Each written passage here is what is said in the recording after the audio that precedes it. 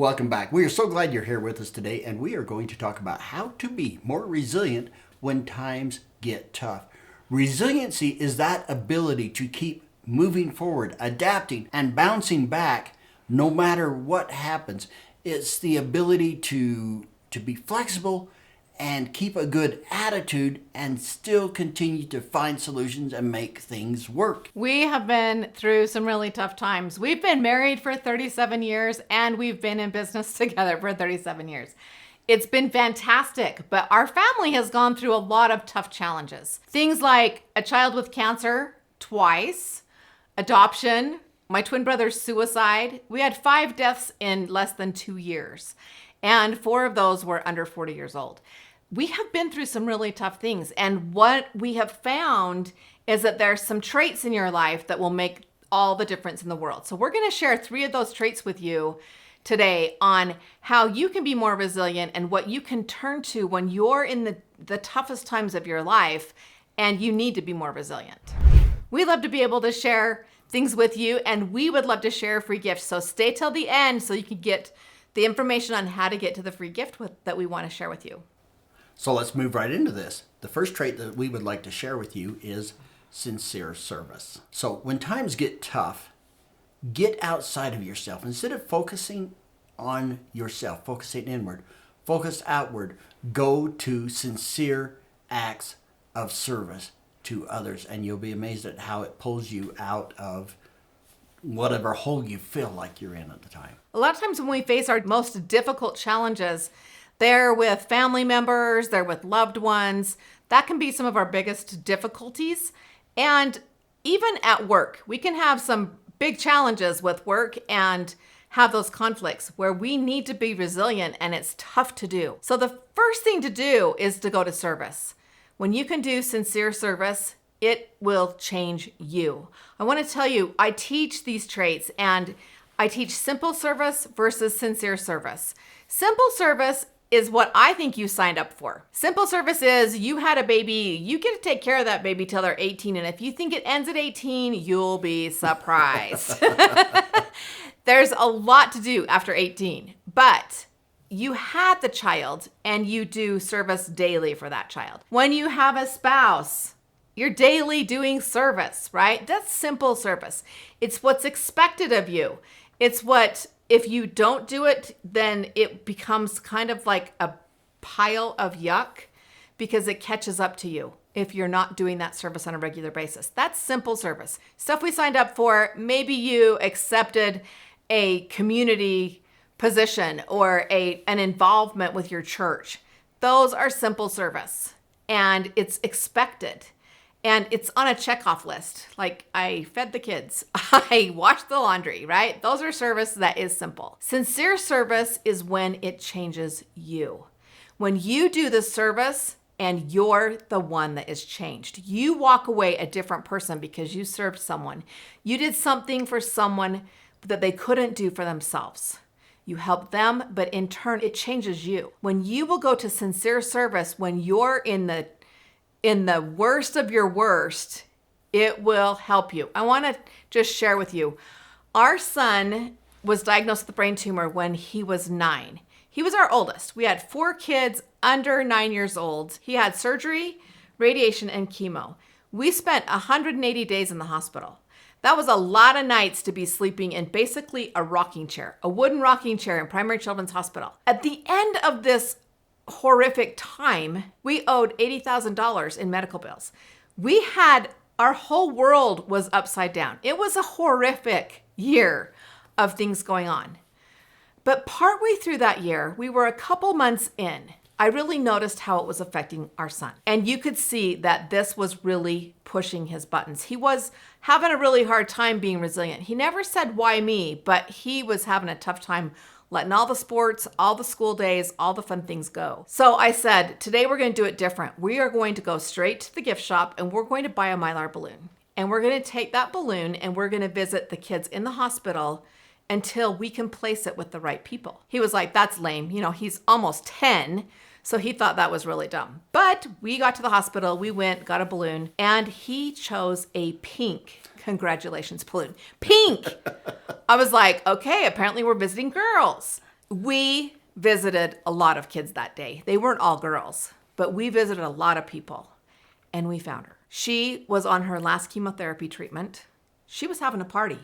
There was 25 or 30 people in her room, and she was also 10 and had had a brain tumor, just like my son. And it was exciting to be able to place that balloon and feel that feeling. We got outside of ourselves and we did something for somebody else. As dumb as a little balloon and a Beanie Baby tied to it could mean, it really did make a change. But this is why.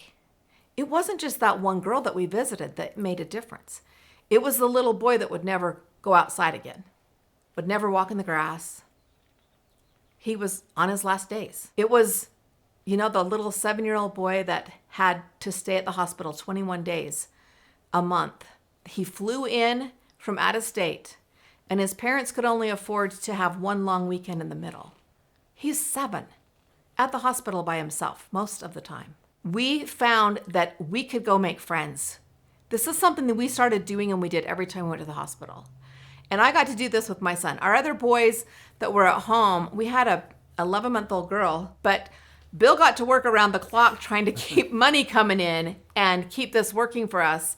And I got to be there. Our other boys decided they were missing out on the fun thing of picking the balloon and picking the person. We did it to where it felt like a game and it was an enjoyable thing. And yet it took our focus off of ourselves. Our problems weren't so big. We could see what everybody else was going through. That's what you need to do. When you're doing sincere service, you are looking outside of yourself and doing something for someone else that they can't do for themselves. You're the one that has changed. We were changed dramatically. We'd always been about doing service. We did a lot of service. We had done a sub for Santa for years. We had done all kinds of things. Nothing touched our hearts like this. To do that balloon and to be able to take that focus off of ourselves during a really, really difficult time. Well, and the thing that made it special about this experience was for our son, what changed for him, instead of dreading knowing that he was going to go to the hospital for another chemo treatment and be sick and throwing up and miserable and chilling and all of these things. Now when he got to go do service, he looked forward to it. And every time they went, they stopped by the gift shop first and picked up a Mylar balloon, and they would choose different ones.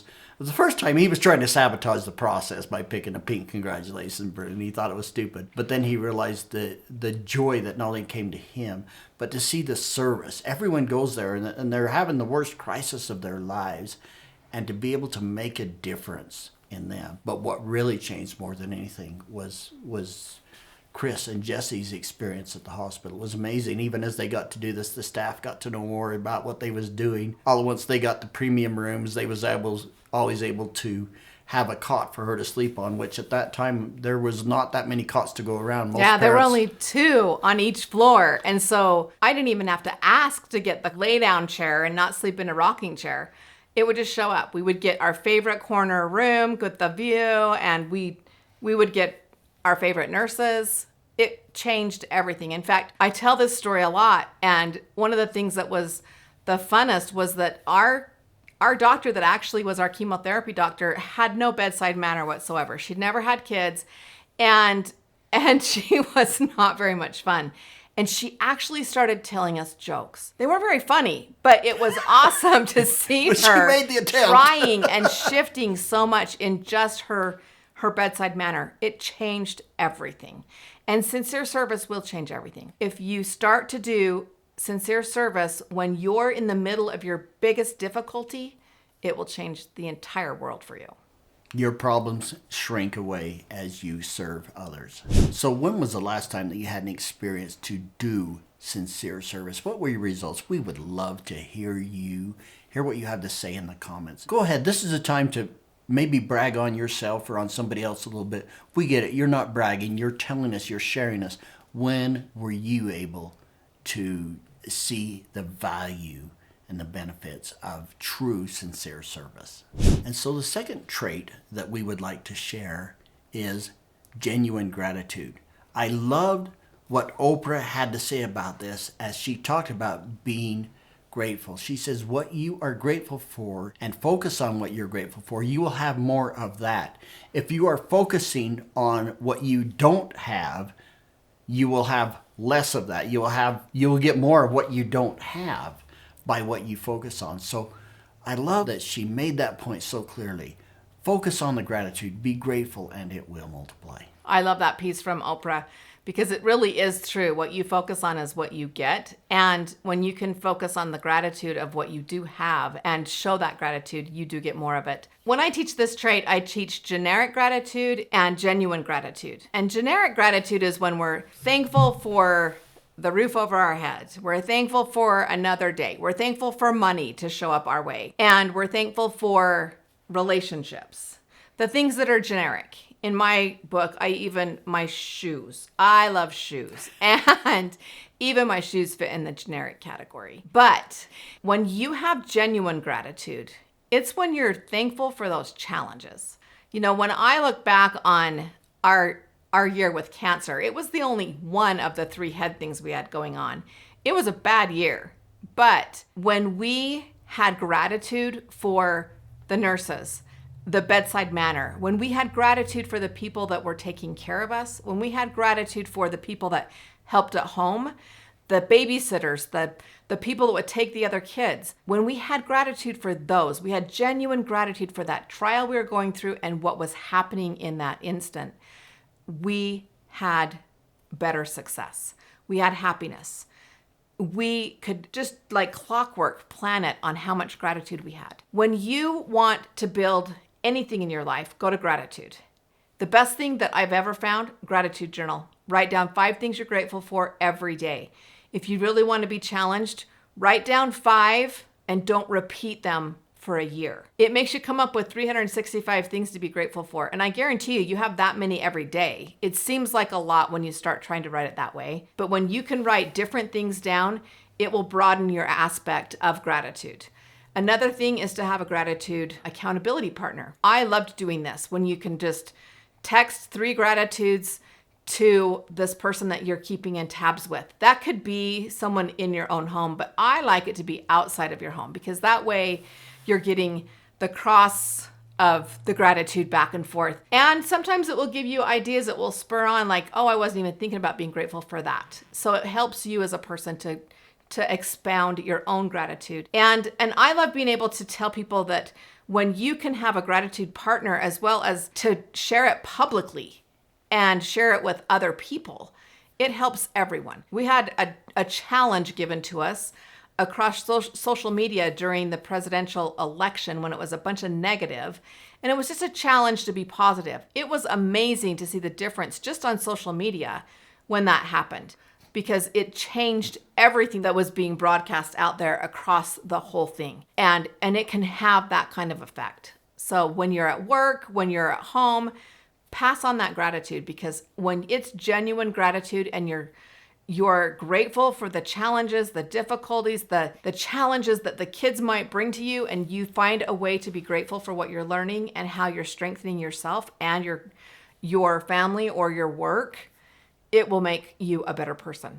We love that you're here with us, and we love that we're part of National Speakers Association. I've been with National Speakers Association Mountain West chapter for 7 years now, I think, and I've recently just been the president of our group and our chapter, and I love it. But I want you to be able to be part of it every time. There's a lot of phenomenal speakers on here giving you content and ideas, different things to help you in your life. So subscribe. The subscribe button is right here below. Subscribe to that so that every weekday that we have an episode hit, you can be part of it. So the third trait that we would like to share is lasting love. And as we talk about that, what is lasting love? Well, lasting love versus limited love. And limited love is, I love you, but, or I love you as long as, and you fill in the blank. I love you as long as you do what I want. As long as you meet my expectations, I love you. That's a very limited love. Lasting and unconditional love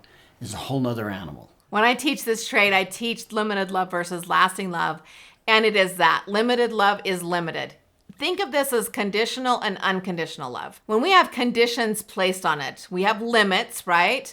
placed on whether we love these people or not. Think about this past year and the riots. There was so much going on, and all of it was around limited love. All of it was about limited expectations, limited things. And when we do that, we cause chaos, we cause pain. When we can have lasting love, we can have unconditional love. And even if you don't agree with what they're doing, we aren't all going to agree ever. Even in our same households, we don't agree with everything our adult children do in their lives now. And we won't, because they're at choice and we're at choice.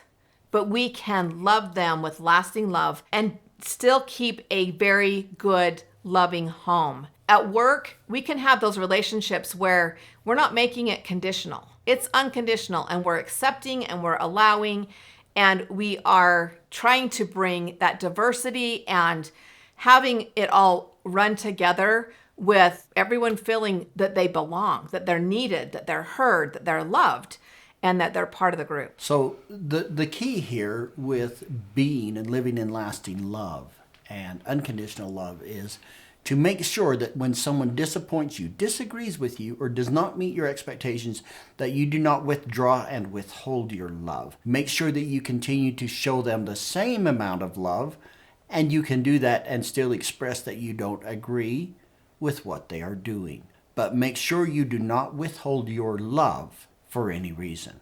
I will always love you, regardless of what you do. We had our son came to us with some very contrary choices to the way we raised him and what our family values were. And the thing we told him, we love you no matter what. You can never do anything that will make us love you any less. And it's been a great relationship. Even when we have supported the whole situation and been in the Pride Parade. So it was a gay issue, obviously. And we have loved being supportive of him and loving him. And we called it the Big Fat Gay Wedding. We had their day, and we loved him enough to let him have his day be what his day was. Be willing to allow people to be different. Be willing to allow them to have a different perspective and do things differently. You can still love them and have lasting love for those situations and have it be okay. Absolutely. And when you do that, just life is so much better. Thanks for being here with us. We love that you stayed to the end and that we are able to give you our free gift. Go to our website, allthingspossible.biz. Again, that's allthingspossible.biz. And you can get the Peer Guide. The Peer Guide is there for you. The PEER is an acronym for Productive, Intentional, Effective Resilience. And this has been it's a culmination of our life's work. Yeah, for a long, long time. We've combined this all together with the things that we were asked to speak on the most, the things that people came back and asked for more from, the things from our books. We've written 3 different books, and we put this together, and we would love for you to be able to get that. So get the Peer Guide on our website at allthingspossible.biz.